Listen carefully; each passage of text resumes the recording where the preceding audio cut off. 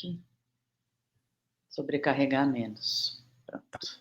A hora que eu fizer alguma pergunta, eu vou sair da tela e deixar você na tela cheia, tá? Tá bom, Depois eu volto. Então, beleza. assim, primeira coisa é isso, eu queria, por favor, que você se identificasse com o nome e como que você gosta de ser apresentada. Tá joia. Eu sou a Renata Frauendorf, doutora em educação pela Unicamp e sou coordenadora de projetos no Instituto Avisalá. Começando justamente por essa questão da leitura fluente, eu queria que a gente falasse um pouquinho de que aspectos envolvem uma leitura fluente, por favor, Renata. Então, essa é uma boa pergunta, porque ela depende da concepção que a gente tem de fluência leitora. São várias concepções que circulam, né? E isso é determinante ao pensar quais são as questões, né, que se relacionam ao desenvolvimento da leitura fluente.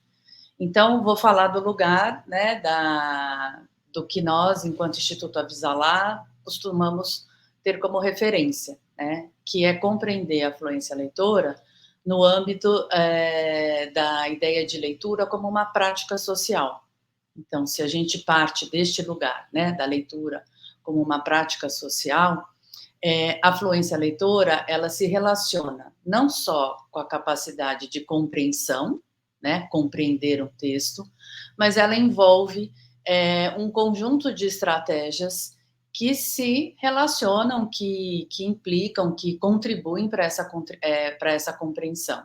Então, que estratégias são essas, né? A estratégia de antecipação, né, quando o leitor antecipa o que pode estar ali no texto, a verificação, quando aquilo que ele antecipou, ele vai buscar no texto se a hipótese dele fazia sentido ou não, a inferência, generalização, entre outras estratégias, né? Mas também não se restringe apenas à compreensão. Envolve também, né, a capacidade de apreciação daquele texto e posicionamento, né? Então, mais do que só entender, é também se posicionar frente àquilo que se lê. E isso tudo, esse conjunto aí, né, de capacidades, a gente não faz de uma forma apartada da finalidade de leitura, por exemplo.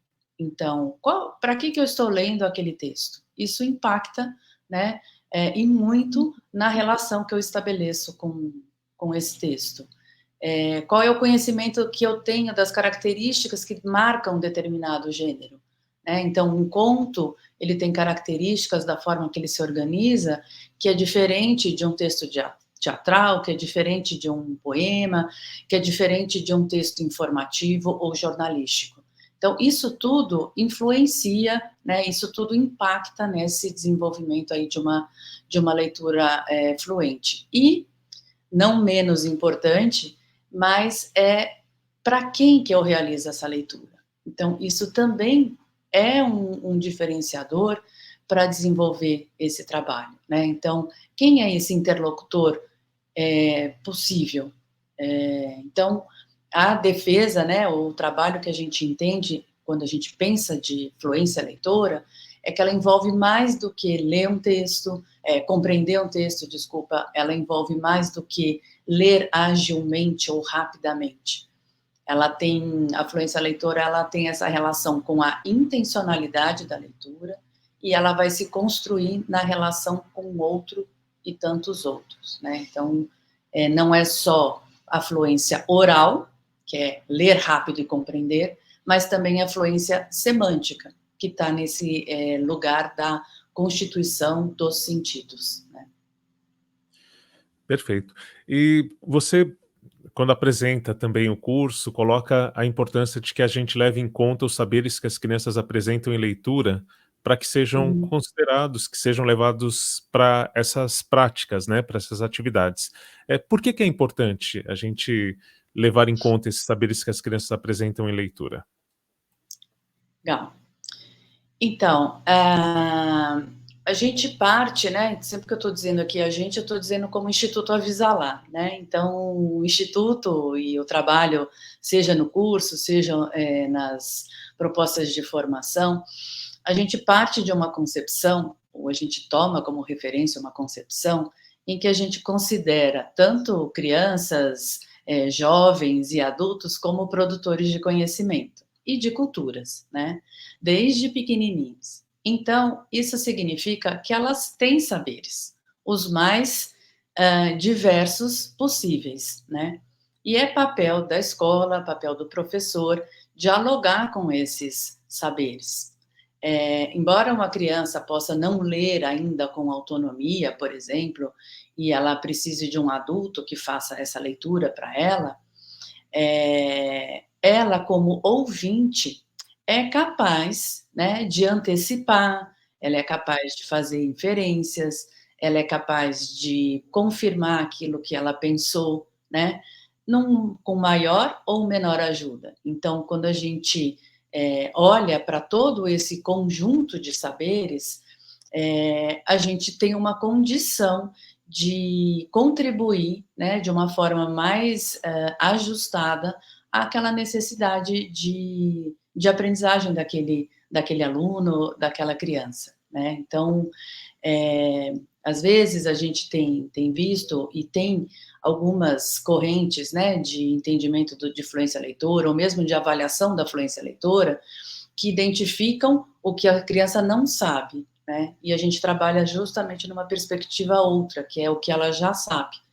Porque aquilo que ela, a partir daquilo que ela já sabe, a gente tem condição de apoiá-la a avançar no conhecimento dela. E ela não ler sozinha não é um impedimento de que ela tenha outros conhecimentos referentes à leitura, que é o que eu trouxe aqui, né? Ela pode antecipar, ela pode verificar com maior ou menor ajuda, ela pode inferir, ela pode apreciar um texto, mesmo não sendo uma leitora competente, alguém que lê para ela se posicionar frente a esse texto. Então, são muitos saberes que a leitura envolve e que a gente tem como considerar isso, independente dela ser já uma leitora autônoma. E agora, entrando especificamente no texto teatral para essa formação leitora, qual a importância desses saberes que as crianças já trazem para o uso do texto teatral nessa formação?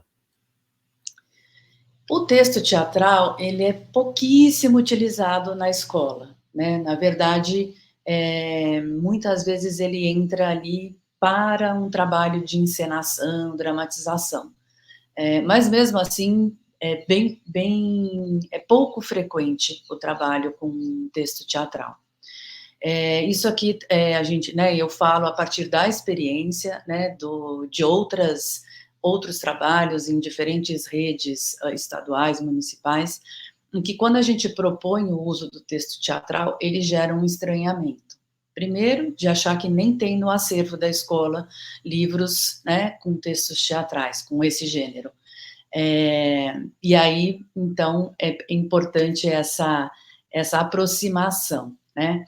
O texto teatral, ele se apresenta, né? Ele tem uma forma muito específica, muito singular, que é diferente, por exemplo, de um conto, como eu coloquei aqui, de um poema, de um texto jornalístico. Então, quando a gente pensa na formação leitora, o que constitui a formação de um leitor é a diversidade, né?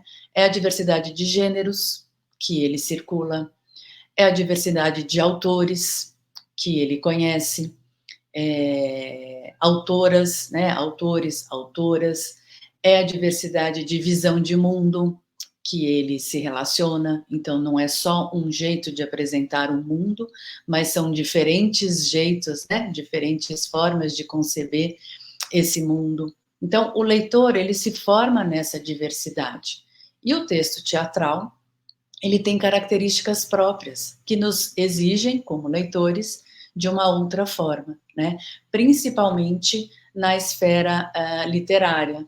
Então, na escola é pouquíssimo usual, a gente trabalha muito com contos, com poemas, com fábulas, mas o texto teatral, ele entra numa menor escala, principalmente nos anos iniciais, né? Então, se deparar como leitor com um texto, né, que se organiza de uma outra forma, contribui para a formação desse leitor, sem dúvida. E quais são essas características do texto teatral que estão ligadas à fluência da leitura? O texto teatral, ele se organiza, por exemplo, diferente de um conto, ele se organiza em cenas, né? Geralmente, num conto, a gente tem uma certa abertura ali, uma introdução, em que se apresenta o cenário, né? Num reino distante, havia um castelo, então você vai construindo essa imagem. Havia uma princesa que era assim, era assado, e aí você vai compreendendo como é essa princesa. No texto teatral, ele se organiza de outro jeito, né? Então, ele vai se organizar por cenas, às vezes pode até ter uma introdução, mas é uma coisa muito mais objetiva. E a compreensão desse texto teatral, ela vai acontecer a partir do momento em que a gente consegue fazer as costuras entre as diferentes cenas. E internamente, né, dentro de cada cena, tem um conjunto ali de personagens que fazem parte, por exemplo, daquela cena específica. Então, não é só estabelecer relação entre as cenas, que poderia dizer próximo a estabelecer relação entre os capítulos, numa narrativa mais linear, num conto, mas é internamente estabelecer a relação, por exemplo, entre os personagens, porque dentro de cada cena, como é que o texto se apresenta? Na forma, na grande maioria das vezes, de diálogo. Claro, pode ser um monólogo, né? Mas de qualquer forma ele se apresenta, né, como esse diálogo entre diferentes personagens. Então, a construção da compreensão da personagem, ela requer essa costura entre a conversa que ele vai tendo com outros personagens. No texto teatral tem uma especificidade que são as rubricas. É uma informação que vem, né, geralmente ali na fala da personagem, vem entre parênteses uma informação. E essa informação, ela é determinante, né, para você compreender a ação, o jeito daquele personagem, por exemplo, responder a uma pergunta.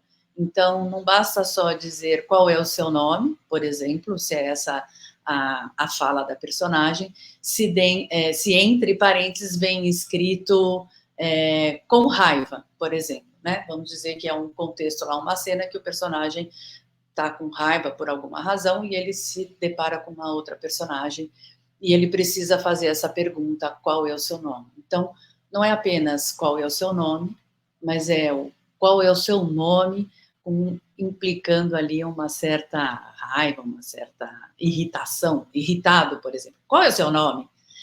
E isso implica na compreensão desse personagem, né? Então, não sei se ficou claro, mas o texto teatral, ele é então organizado por cenas.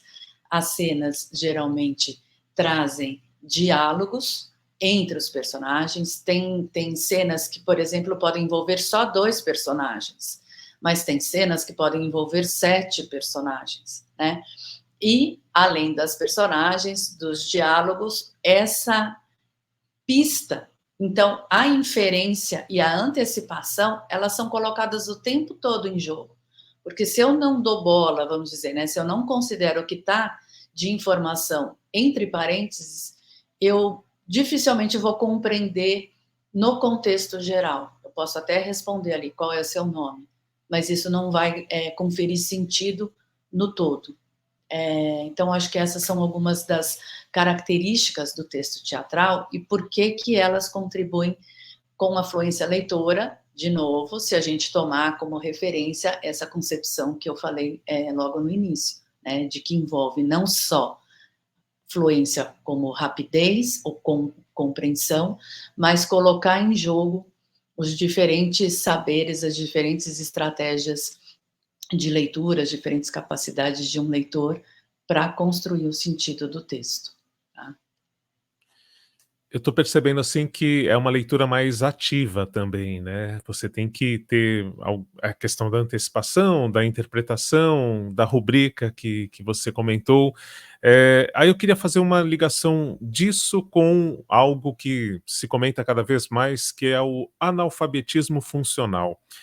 Como que o texto teatral, por todas essas características, pode auxiliar para que a gente, eh quando essa criança, enfim, estiver em outras etapas também da educação, ela não sofra com esse analfabetismo funcional. Então, primeiro explicar um pouquinho o que seria esse analfabetismo funcional e como que o texto teatral pode ser uma forma, de, diminuir essa questão. Legal. Então, Marcelo, a ideia do, né, do analfabetismo funcional, ela se relaciona muito com uma ideia de leitura e de uma concepção aí de fluência leitora, né? Porque o analfabetismo funcional é aquele sujeito que ele é capaz de decodificar, né? Ou enfim, na perspectiva que a gente assume, ele compreendeu como funciona o sistema de escrita, né? Ele é capaz de ler determinada palavra, determinado texto, mas a questão da compreensão dele é extremamente comprometida. Até porque muitas vezes ele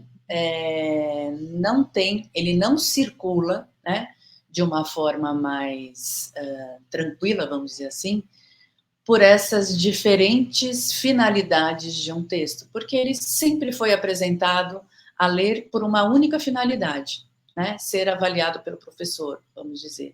É uma finalidade restrita, relacionada à escola, saber escolarizado.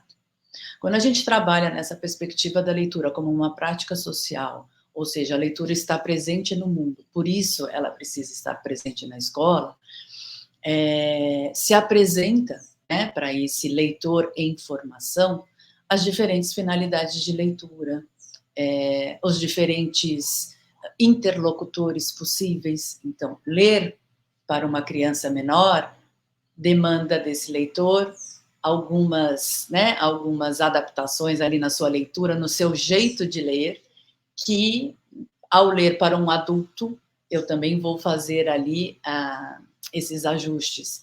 Ler para um público que sabe sobre determinado assunto requer desse leitor uma forma de ler diferente de ler para um público que desconhece por completo aquele assunto.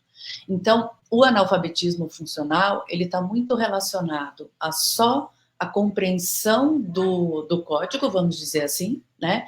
Então, o sujeito compreendeu o sistema, ele lê, mas ele não estabelece de uma forma mais aprofundada essas inúmeras relações, né? Esses relacionamentos aí que são possíveis. É uma dificuldade maior em atribuir sentido àquilo que ele lê. Então, o que acontece normalmente? Diante da dificuldade de um texto, como eu não sei, não compreendo bem qual é a finalidade da minha leitura. Por que eu estou lendo? Lendo para me informar, é diferente de ler para saber mais sobre um assunto, que é diferente de ler para me encantar, que é diferente de ler para saber como que eu faço determinada postagem, né?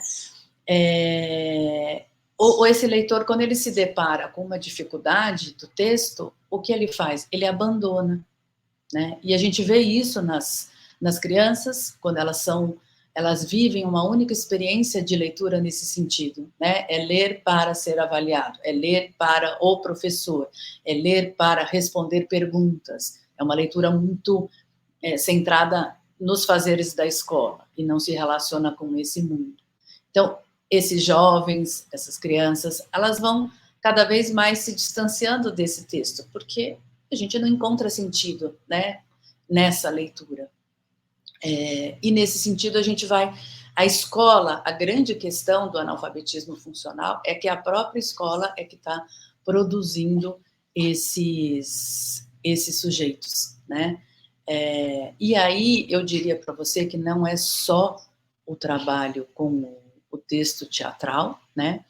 Mas é o trabalho com essa diversidade de gêneros, de autores, de visão de mundo, de finalidades, né? De leitura, de interlocutores.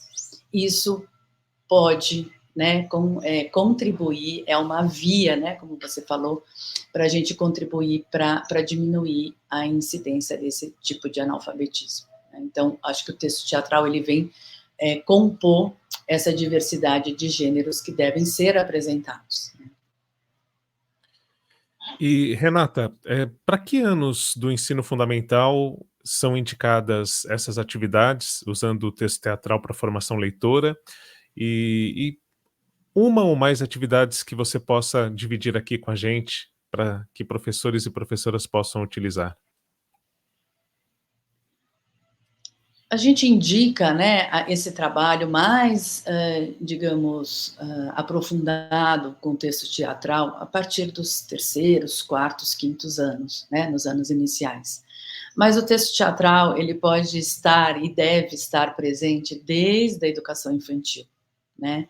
Uma coisa como eu comentei no começo, nós não temos, eu como, né, mesmo nós, professores, ele é um texto que pouco circula por nós. Então, se a gente, desde pequenininho, as crianças pequenas, elas têm acesso a esse outro jeito, né, de se organizar a história que eles querem saber, ela é uma possibilidade. Então, pensando, né, efetivamente na sua pergunta, ter o professor incluir, no caso dos menores, os textos teatrais entre os textos que ele realiza a leitura em voz alta. Para os maiores, a leitura em voz alta é o cerne da questão, né? É o coração da proposta. Normalmente é o professor que faz a leitura em voz alta. Quando a criança, o estudante, né, ele é convocado para fazer a leitura em voz alta, normalmente é numa situação de avaliação. Então, o trabalho com o texto teatral, ele coloca os estudantes nesse lugar de realizar a leitura em voz alta para outros que estão ali, que dependem dele para compreender aquela história que eles estão contando e que está organizada como um texto teatral. A gente tem usado muito uma prática social de leitura e que ela tem a ver com essa esfera, né? Ela circula na esfera das artes, do teatro, que é a leitura dramática. Então, a gente também, como adultos, é algo que é pouco familiar. E a leitura dramática, ela está muito presente, principalmente com os atores. Mas a gente tem socialmente, né, culturalmente, apresentações, situações em que você assiste a leitura dramática, que é a situação em que os leitores leem, eles não encenam. Essa é a grande questão do trabalho com o texto teatral para desenvolvimento da fluência leitora. Eles não encenam, eles leem o texto. Cada personagem vai fazendo vai fazendo a sua entrada, a sua leitura, incorporando no seu ato de ler as características desse personagem que ele foi conhecendo ao longo do trabalho com o texto. Então, a leitura dramática, ela é uma prática que a gente tem realizado na sala de aula, ela demanda um estudo do texto, porque os meninos sabem que eles vão ler para outros, né? Os estudantes sabem que eles vão se expor, e ninguém quer se expor sem estar preparado. Então, ele demanda essa leitura diversas vezes, e não é porque o professor mandou, é porque tem um sentido ensaiar. A leitura dramática, ela envolve outros, ele não está sozinho nesse desafio de se deparar com aquele texto e resolver tantos problemas que às vezes ele se coloca ali como, são colocados para ele como leitor. Então ele tem os outros personagens que compõem, né, aquela cena E essa relação dele com esse outro, para ajudar a compreender esse texto e conferir um sentido que, no conjunto, possa impactar aquele que está ouvindo, é algo que está presente na leitura dramática, né? Então, como eu falei, é algo que está na sociedade, na cultura, no mundo e que vem para a escola. Então, essa é uma prática que a gente tem realizado a partir do desenvolvimento de sequências didáticas, e aí, especificamente, no curso, a gente vai trabalhar um pouco mais sobre essas questões, de como que a gente vai levando isso para a escola. E aí, para finalizar aqui, eu acho que tem um aspecto que é muito interessante no trabalho contexto teatral, que vem se revelando para nós, e nessa modalidade da leitura dramática, é que alunos que não se sentem confortáveis em realizar a leitura em voz alta, porque eles sabem que estão sendo avaliados, numa situação em que eles vão participar de um momento de leitura dramática com outros colegas, eles se sentem altamente incluídos e desejam participar, né? Mesmo aqueles alunos que são leitores menos autônomos. A gente tem vários relatos de professores, né, de crianças, por exemplo, crianças autistas, crianças que têm algum tipo de deficiência e que geralmente nessas situações de exposição preferem não se colocar, que nesse trabalho elas se encontram, e isso é muito bonito da gente pensar, né, que é um trabalho que também tem essa possibilidade altamente inclusiva com os diversos estudantes, isso é extremamente respeitoso. Então, acho que essas são algumas das práticas, né, que a gente realiza, é a situação de leitura pela professora, a situação de leitura colaborativa para, em colaboração, compreender esse texto, que eles vão fazer a leitura dramática, a leitura em pequenos grupos, onde eles ensaiam, eles experimentam esse texto, e isso tudo, Marcelo, requer um trabalho de formação com os professores, porque falo da minha própria experiência como aluna, pouco vivi isso. Então, eu fui, às vezes alguns professores podem dizer, mas eu nem sei como é que faz isso de leitura dramática. Eu posso dizer pela minha própria experiência, né? A primeira vez que levei esse trabalho para a escola foi no âmbito do programa Ler e Escrever, né? Um trabalho que aconteceu na Rede Estadual de São Paulo, e para nós, formadoras, que fazíamos o trabalho de formação com coordenadores, também para muitas de nós era inédito. Então, nós precisamos também nos aproximar do texto teatral, compreender o que era uma leitura dramática, experimentar o lugar do leitor na leitura dramática e realizar esse trabalho com as professoras. Isso a gente viveu recentemente também no município de Castro, né, em que muitas professoras desconheciam tanto o gênero como a modalidade de leitura. Então, ele também é uma ampliação que não dá só nas crianças, mas para esse professor que também se sente, de alguma forma, inserido numa prática social que muitas vezes ele pouco frequentou, né, pelas condições que ele pôde viver na própria educação básica dele. Renata, da minha parte... Ai, falei um monte, né? Depois você vai ter o maior desafio para cortar, desculpa, mas a gente se empolga esse é um e desafio começa ótimo. a falar. Isso é ótimo. Eu não sei se há indicação, se vale indicar alguns autores e textos teatrais especificamente para esse período dos terceiros, quartos e quintos anos, se existe alguma coisa que é mais adequada, mais utilizada, ou não. Aí fica a seu critério se vale ou não ter esse tipo de indicação de autor ou alguns textos para esse período do ensino. Tá. Acho que... Então, a gente tem, né, eu acho que tem em relação aos acervos, né, acho que um primeiro movimento importantíssimo é buscar nos acervos das escolas os textos teatrais, né, e eu posso garantir que vocês, professores, né, coordenadores, encontrarão. Muito provavelmente não são os que estão expostos, tá? Eles devem estar meio que lá embaixo ou mais no alto, porque são os poucos procurados. Então, eles vão meio que ficando de lado. Então, busquem esses textos nos seus acervos. A gente tem uma grande contribuição, que é toda a produção da Maria Clara Machado,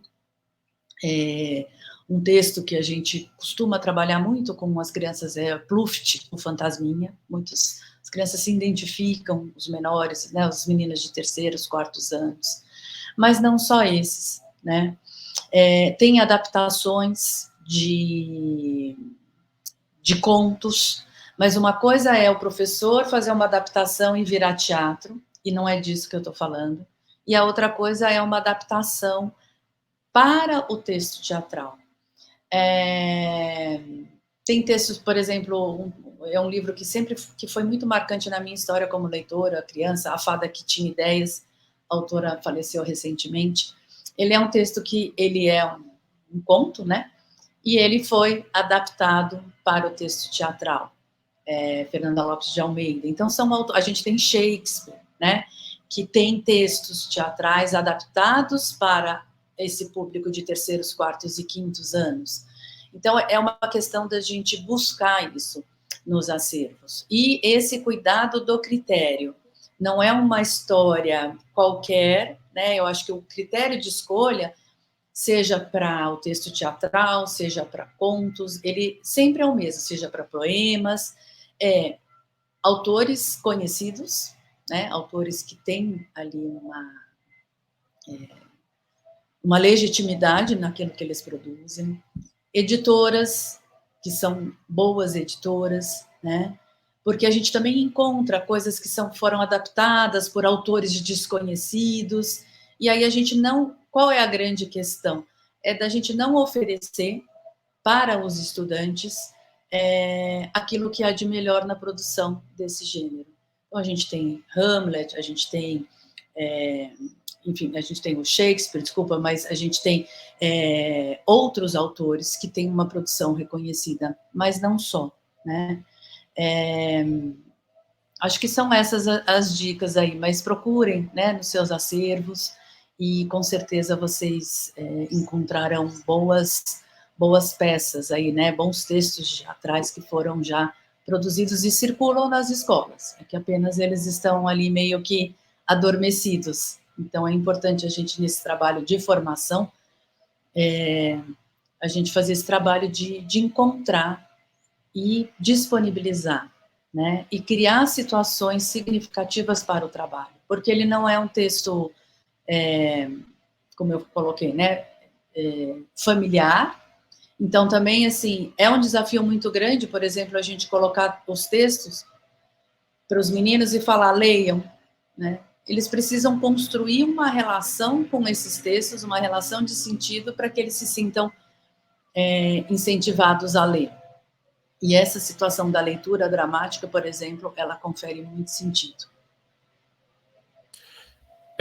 Agora só uma dúvida, assim, pensando num momento, meu filho está com 17 anos agora, e eu lembro dele fazendo uma peça teatral, eu sei que não é disso que estamos falando, mas a minha dúvida é se é um texto teatral ou se geralmente as pessoas adaptam para teatro na escola, que é o Dom Quixote.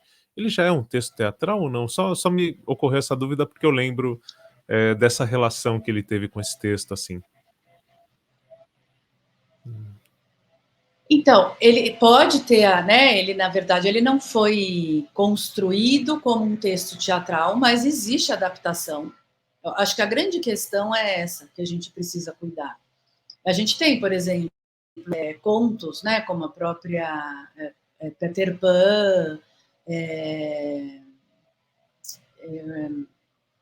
agora fugiu o nome aqui, mas enfim, a gente tem contos que foram adaptados para como texto teatral. Don Quixote, ele pode ser uma adaptação, né? Isso socialmente existe. A gente tem contos também, né, que são adaptados e são apresentados no universo, né, no próprio universo do teatro.